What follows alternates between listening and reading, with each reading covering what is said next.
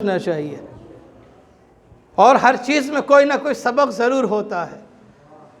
یہ مجلسیں، یہ ایام صرف کر کے گزرنے کا نام نہیں، یاد کیجئے اکثر جناب سیدہ کا تذکرہ مصائب میں ہوتا ہے، صرف مصائب پڑھے اور بات ختم ہو گئی، فضائل میں نہیں ہوتا ہے۔ جناب سیدہ اس پہلی شخصیت کا نام ہے جس نے علی الاعلان امامت کا دفاع کیا ہے، پہلی شخصیت جس نے دشمنوں کے بیچ میں جا کر مولا کائنات کی ولایت کا اعلان کیا ہے۔ فدق لینا مسئلہ نہیں تھا، اگر لینے کے لیے بضد ہوتی تو کسی میں جرأت نہیں تھی جو روک لیتا۔ اگر علی کھڑے ہو جاتے خلافت لینے، کسی میں ہمت نہیں تھی، سب جانتے تھے اگر ذوالفقار نکل گئی تو کیا ہوگا۔ جب مرہب جیسا نہ ٹکا تو مدینے کے اوباشوں میں کیا قوت تھی جو ذوالفقار حیدری کا مقابلہ کرتے۔ لیکن بات تو یہ تھی کہ ذوالفقار نہ نکلے اور مارکا فتح ہو جائے۔ فدق لے لینا مسئلہ نہیں تھا، خلافت لے لینا مسئلہ نہیں تھا، بلکہ مسئلہ یہ تھا کہ ہم نہیں لے کر بھی رہتی دنیا تک کے لیے یہ بات ثابت کر دیتے ہیں کہ ولایت ہمارا حق ہے، اور رسول کا کوئی اگر وارث ہے کائنات میں تو ہم ہیں۔ اگر یہ مسئلہ نہ اٹھتا تو اس وقت نہ صحیح 10 20 50 سال کے بعد بہت سے لوگ کھڑے ہو جاتے کہ ہم بھی وارث ہیں، ہم بھی وارث رسول ہیں، ہم بھی وارث رسول ہیں۔ لیکن صرف سیدہ نے مطالبہ کر کے بتا دیا کہ اگر رسول کا کوئی وارث ہے تو وہ سیدہ ہیں، ان کے علاوہ کائنات میں کوئی حق نہیں رکھتا ہے۔ نہیں ملا حق وہ الگ بات ہے، لیکن کائنات میں ثابت تو ہو گیا۔ آج دنیا اقرار تو کر رہی ہے کہ سیدہ اکیلی وارث تھی رسول کی۔ کچھ لوگ کہتے ہیں 4 بیٹیاں تھیں، تو اگر بیٹیاں تھیں تو جب میراث کا مسئلہ تھا تو باقی 3 کیوں نہیں آئیں؟ کسی کا نہ آنا اور شہزادی کا اکیلے دربار میں جانا اس بات کی دلیل ہے کہ رسول کی ایک ہی بیٹی تھی، اور وہ بیٹی صرف اور صرف جناب سیدہ سلام اللہ علیہا تھے۔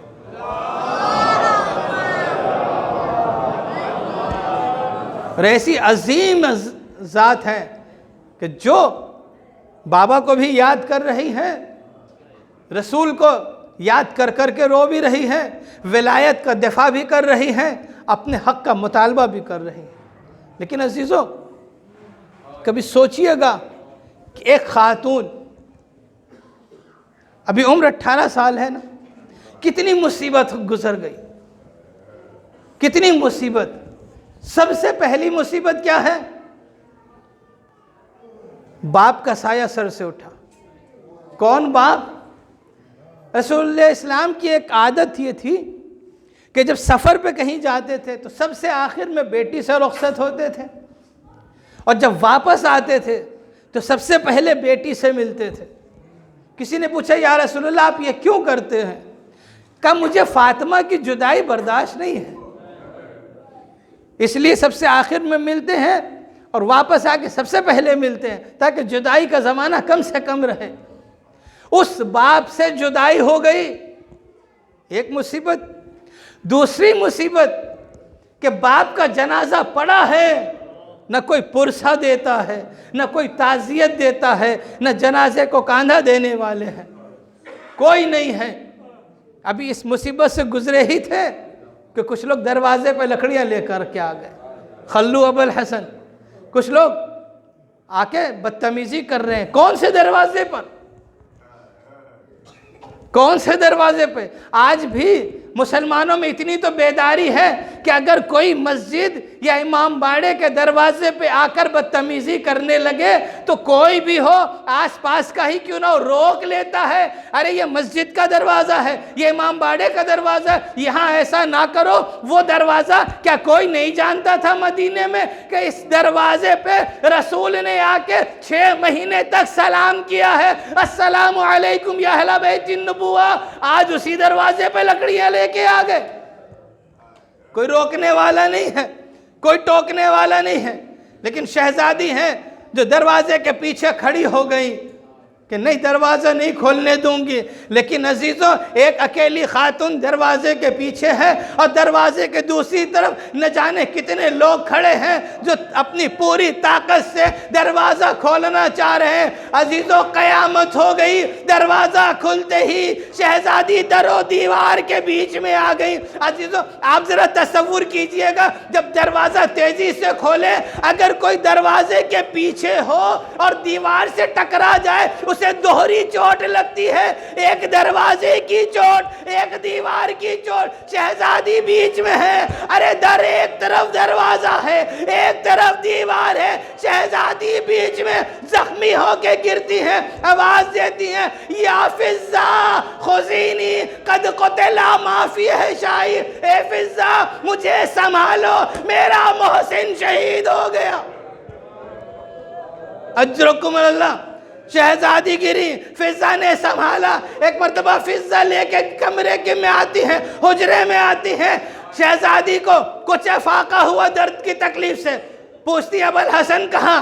ابوالحسن کا بی بی انہیں تو لوگ گلے میں رسیاں باندھ کے لے جا رہے ہیں. شہزادی نے ہمت کی اٹھی آگے کہتی خلو ابوالحسن ابوالحسن کو چھوڑ دو میں سر کے بال کھول لوں گی. یہ سننا تھا.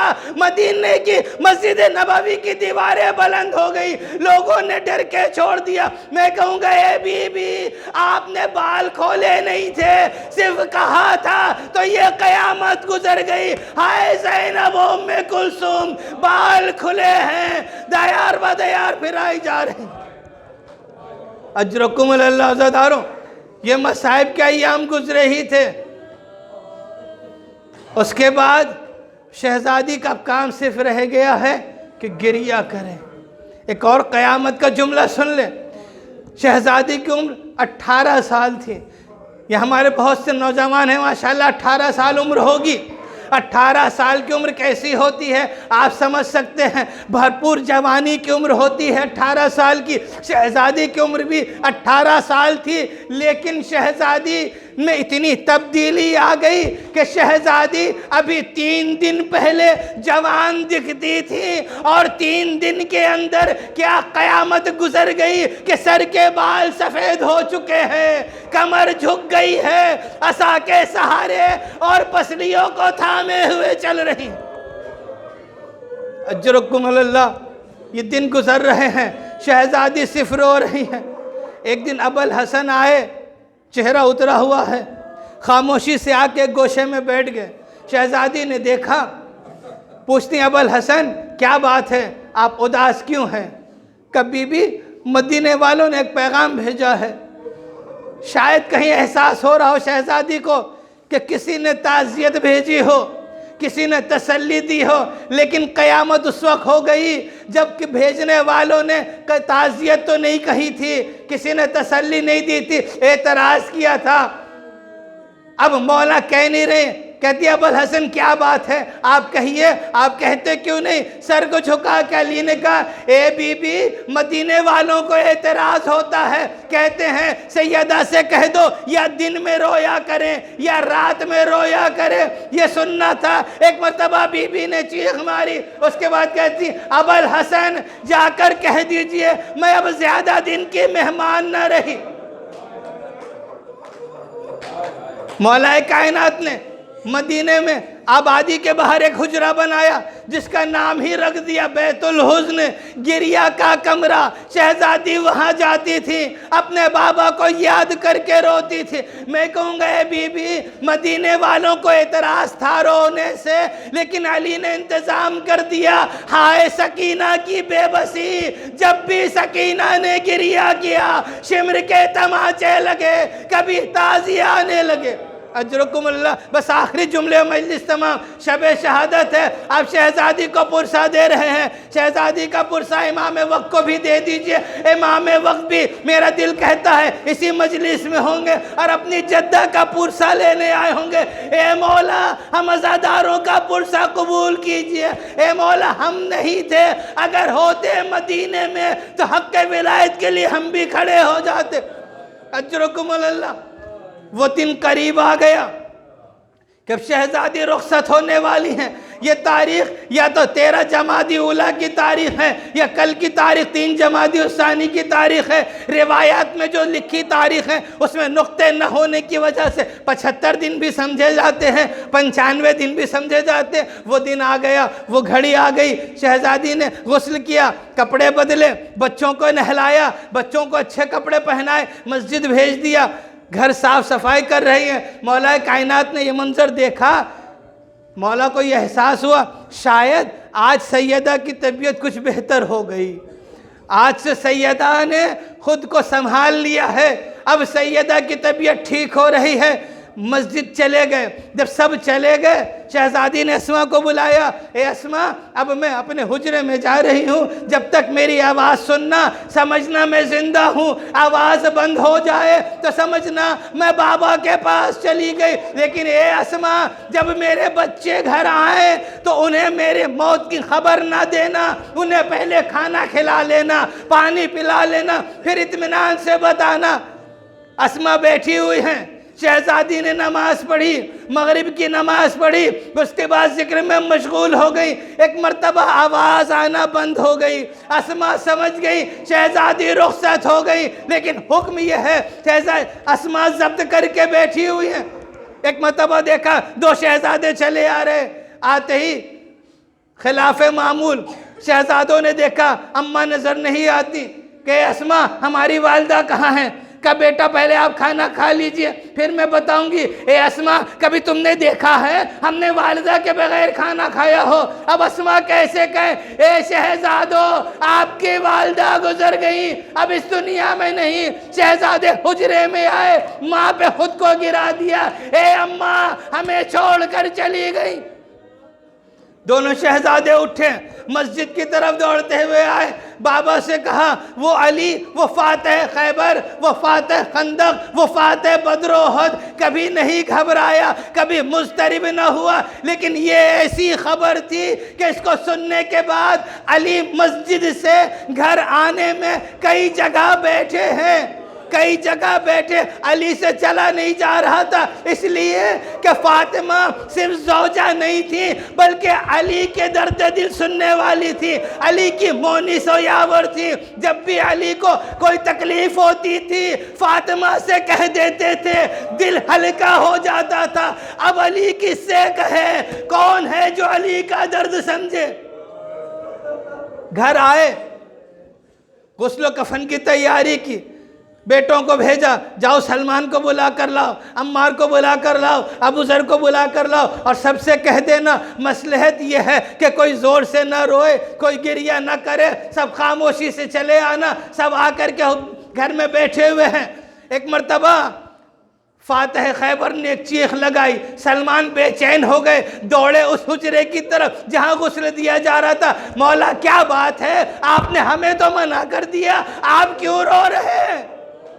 جب مولا باہر آئے سلمان نے دامن تھاما. اے مولا کیا وجہ تھی، آپ کیوں رو رہے تھے؟ کہ اے سلمان، سیدہ اتنی صابرہ تھی کہ مجھے بھی نہ بتایا، جب میں نے کپڑا ہٹایا تو شہزادی کی پسلیاں ٹوٹی ہوئی تھی.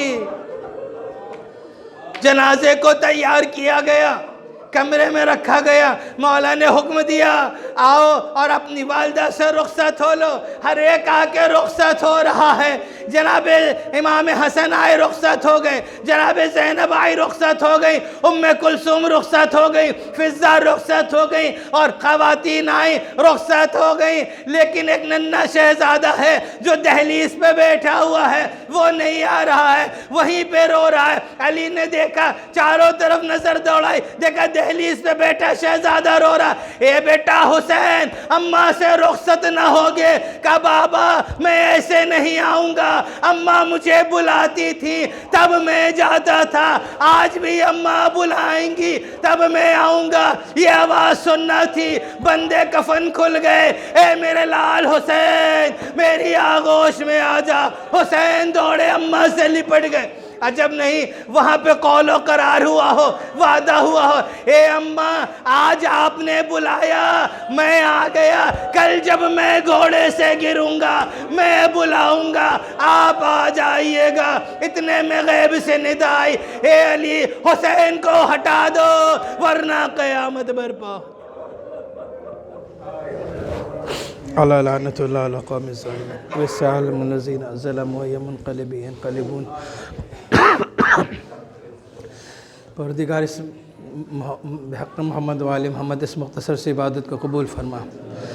پروردگار امام زمانہ کی خدمت میں ہماری طرف سے شہزادی کی شہادت کا پرسہ قبول فرما۔ پروردگار حاضرین میں جتنے بھی بیمار کربلا کے صدقے میں شفا کاملہ عاجل عنایت فرما۔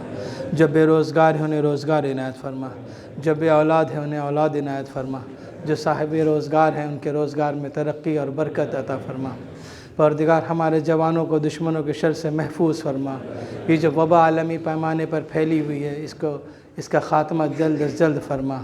پروردگار ہمارے جوانوں میں دینی بیداری اور دینی جذبے کو اور پروان چڑھا۔ پروردگار ہمارے امام زمانہ کے ظہور میں تعجیل فرما اور ہمیں ان کے عوام انصار میں شمار فرما۔ ربنا تقبل منا انک انت السمیع العلیم۔ آپ حضرات ایک بار سورہ الحمد اور 3 بار سورہ توحید کی تلاوت فرما کر مرحوم مولانا مرزا الطاف حسین مفتی صاحب، مرزا جواد حسین، مرزا مجتبیٰ حسین اور جملہ مومنین کی روح کو ارسال فرمائے۔ اللہم صلی اللہ علیہ وسلم۔ بسم اللہ الرحمن الرحیم۔